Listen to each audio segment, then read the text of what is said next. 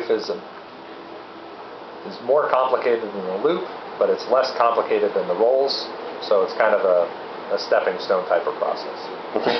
All right, now for the half roll to inverted. Same starting position, normal cruising speed, okay?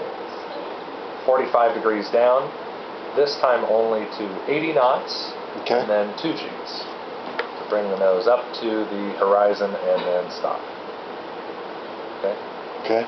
So most of the sailplanes have a maneuvering speed somewhere between 95 knots and 105 knots, somewhere in there, which would be the maximum allowable rolling airspeed, since we're going to be using maximum aileron or large aileron inputs for the rolls almost all the time. So it's important that we start the roll probably below that speed, so that if we accelerate at all during the process, we're still safe and we won't be overstressing the aircraft. So this technique of setting this attitude to 80 knots and then using 2 Gs and then stopping at the horizon will give us a speed of about 90 knots or 93 knots, something in there, at the horizontal. And have, just like the combination of entry attitude and G loading and speeds for the loops results at a certain maximum speed by the time we get to here, we're doing the same sort of setup technique with a roll.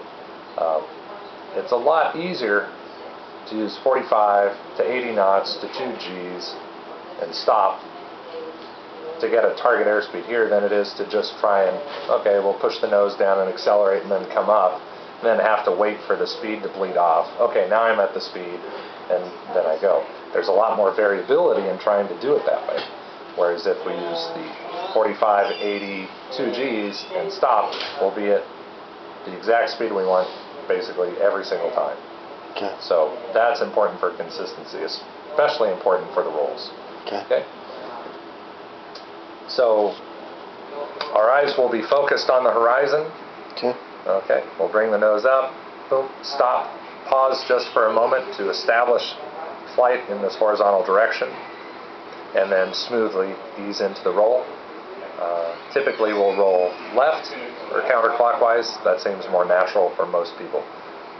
The nose should stay right on point on the horizon as we twist into the roll. Okay? As we initiate the roll, I should say, it'll be smooth application of aileron, and just barely enough of the same rudder pressure to hold the nose straight. If we have too much rudder, it'll go into a turn. If we don't have enough rudder, then adverse yaw will pull the nose the opposite direction. Right. So it's just enough rudder to help hold the nose on the point that we want. Okay. Fuselage just rotates in like so. As we pass through what we call knife edge, the 90-degree point, we'll transition from the original rudder to what we call top rudder. The foot that's on top, and it's just a smooth, easy transition, and that's purely for coordination purposes. And you're talking not a slam in the rudder, No, you're talking... Never. Nothing that we do is ever a slam, bam, anything. Yep. Okay. So it'll be watching the horizon, top rudder pressure, and then right at about here, with about 20 or 30 degrees of bank to go to level, that's when we start feeding in forward pressure to gently push the nose up to our inverted pitch attitude as we complete the roll. Okay? Okay. If we push too soon, it'll give us a heading change. All right. Like so. Okay, if we push too late, the nose will probably come down a little bit, and then we'll have to push harder to fix the pitch. So you really got to concentrate on that point on the ground. On the horizon. On the horizon. Yep. So that you're not doing some kind of turning maneuver. Yep. Just like on landing. If you're looking over here, and the runway's over here, well, you're probably going to deviate a lot. Yeah, exactly. Yeah. So where your eyes are looking is important. Yeah. Yep. But you don't want to be focused on one little point. The eyes need to be relaxed so you can see more of the horizon. Right. For the inverted flight, just like normal flight, use The elevator pressure is necessary to hold the pitch attitude where you want it to generate the airspeed that you want. And I'll be verbally coaching you through bringing the nose lower or pushing the nose up to modify our speed. And if you want to go straight, keep the wings level. If you want to turn, then we'll add in a bank, but we'll cover that later. Okay? All right. For now, we'll just want to go wings level. Wings level straight. If it's turning accidentally, it's because your wings are not level. And you need to put it back to level. That's all. And if it turns off heading, who cares? We have a lot of room here. Most important thing is pitch control. Okay? Also, listen to the sound. If it starts getting really loud, your pitch is probably here, and just push the nose back up to where you think it should go. Early on, it's important not to be looking at the airspeed indicator.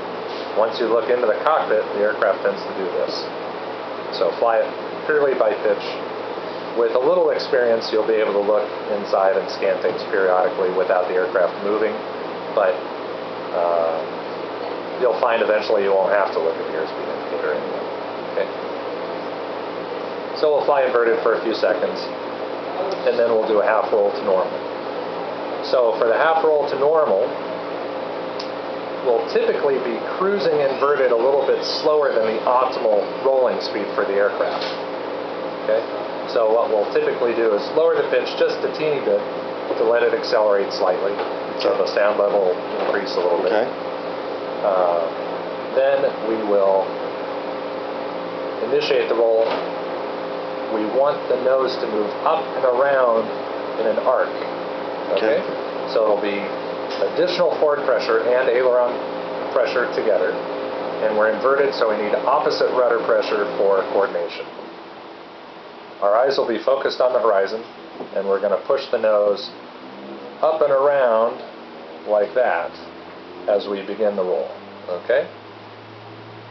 Our original heading's here, so it's coming up and around. So you're rolling left, but you're going to have right rudder. Opposite rudder. Opposite rudder. Yeah, just think opposite, because when we're rolling right, you don't want left and right to enter the equation. Just go opposite of whatever you're pushing. Yep. Keep it simple. Yep. So we'll push and roll with opposite rudder for coordination, watching the horizon. Now we're passing knife edge, so we switch to top rudder. Okay, also a universal term, right? Right. And we keep in the forward pressure until about here. Then we'll start easing off the forward pressure, and the nose will slide back to our original heading, and we're done. Okay? Okay. All right. It's very important that the nose moves up and around as we initiate the roll, like so. If the nose doesn't move upwards as we initiate the roll, this is what will happen. As soon as we start rolling, the nose will drop, and we'll end up really fast. And also off heading, but really fast is the main problem. Okay? So, that's it. That's cool.